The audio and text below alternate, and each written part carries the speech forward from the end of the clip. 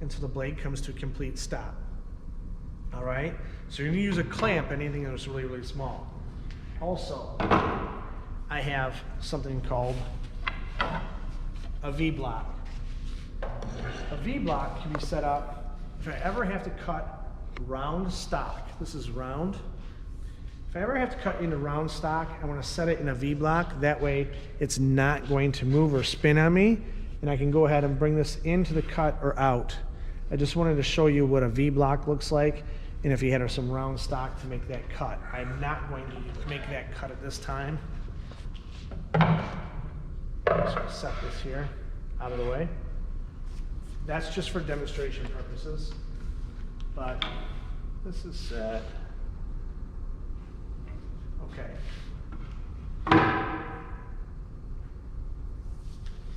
Also, I need to talk to you about, this is an exterior curve. I want to talk about also relief cuts. If you happen to have to make like a tight curve on the inside of a piece of material, what I would say is please make what's called relief cuts. And what that's going to do is it's going to prolong the life of the blade. And what you do is you cut on the inside like to here and stop just before the line. Then you can go ahead, cut to here, cut to here. So now when I come along and make my cut on the inside of this curve, I'm going to cut just on the inside of that line to that point right here, and then the tension will be released and this piece will drop out in that direction. Same thing when I get to here. When I go this way, this will drop out, and then I can come back and cut this here. Same thing will happen here and here. All right, so what I'm going to first do is I'm going to show you a curved cut.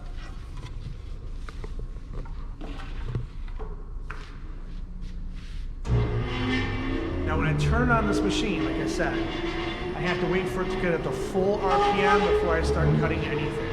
All right, I don't need someone catching for me or a roller stand on the back side of the machine because the pieces aren't that much.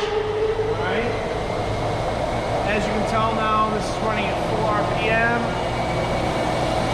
I'm going to go ahead and just move very slowly and deliberately. The slower you go sometimes, the more control you're going to have over the material. So close to the line. I'm going to cut on the scrap side of the line.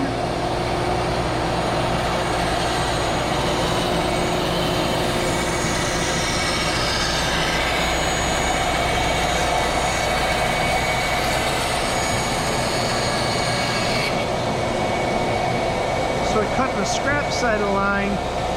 That piece is sitting there. I'm not going to touch that. I'm done making my curve cut on my small piece. I'm going to set this out of the way for right now.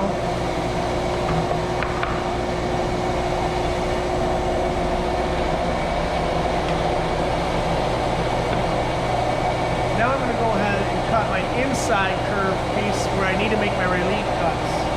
So the first cut I'm going to make is put it in the material into the blade and bring it back out very slowly.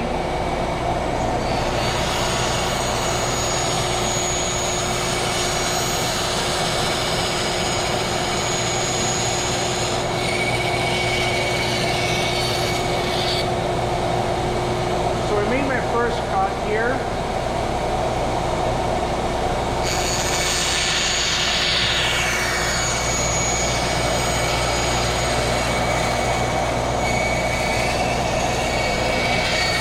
I'm going to try and back out along the same line.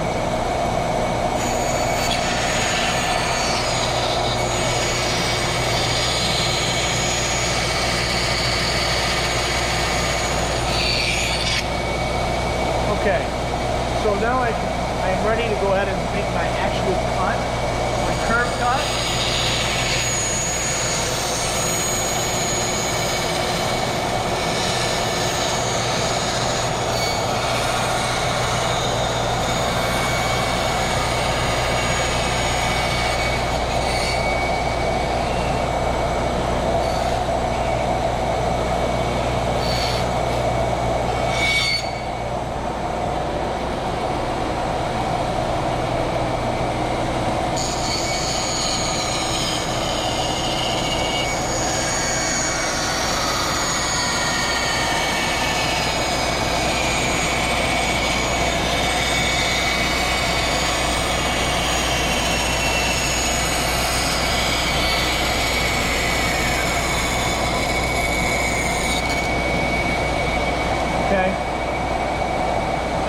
this off, I can use this piece of material to move the scrap pieces because I maintain a 4-inch margin for safety. Okay?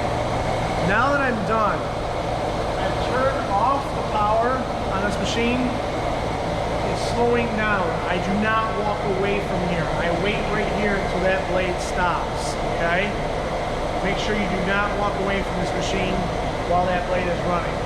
I have a brake right here. You can push down on this, up and down. It's a very small brake on this machine. It doesn't really slow it down a whole bunch, but it will help. Okay? At this point,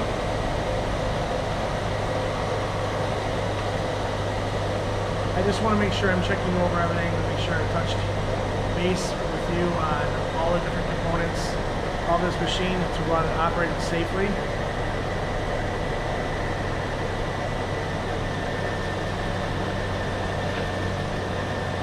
We're all set. So this is how to operate a bandsaw safely, and this happens to be the machine that you will be using in class. This is not a machine to cut things straight. This is a machine designed to cut curves. Remember that, okay? All right, until next time. See you later.